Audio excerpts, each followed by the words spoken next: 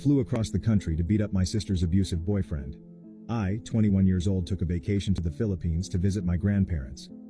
I planned on staying there for a month while my family is back home in the US.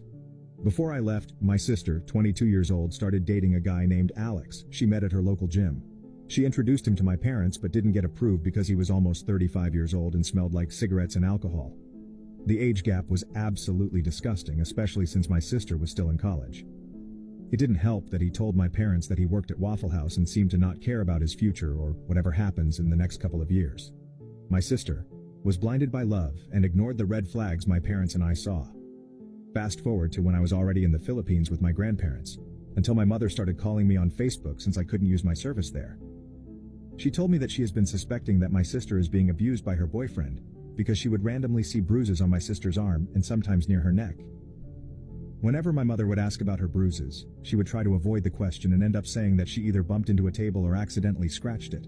But my mother told me that the bruises on her neck doesn't look like the bruises you would get from a scratch, but rather the bruises you'd get from a punch.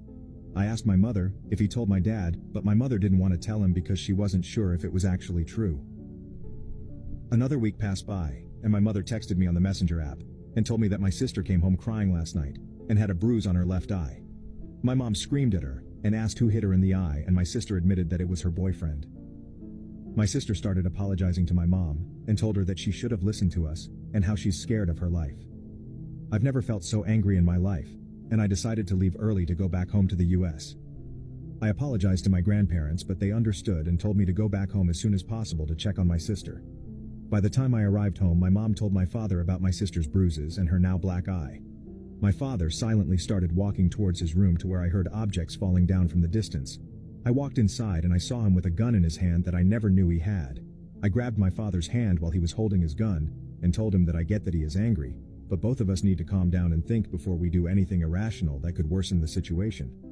I called up 2 of my friends from my boxing gym and asked if they could do me a favor. I told them that they didn't have to do it, but I would appreciate it if they did. Both of them agreed, and they later came to my house an hour later. I told my father to stay with my sister and my friends, and I would handle the situation.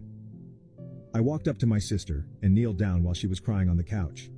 I asked where Alex lived, and my sister ended up telling us where he lived.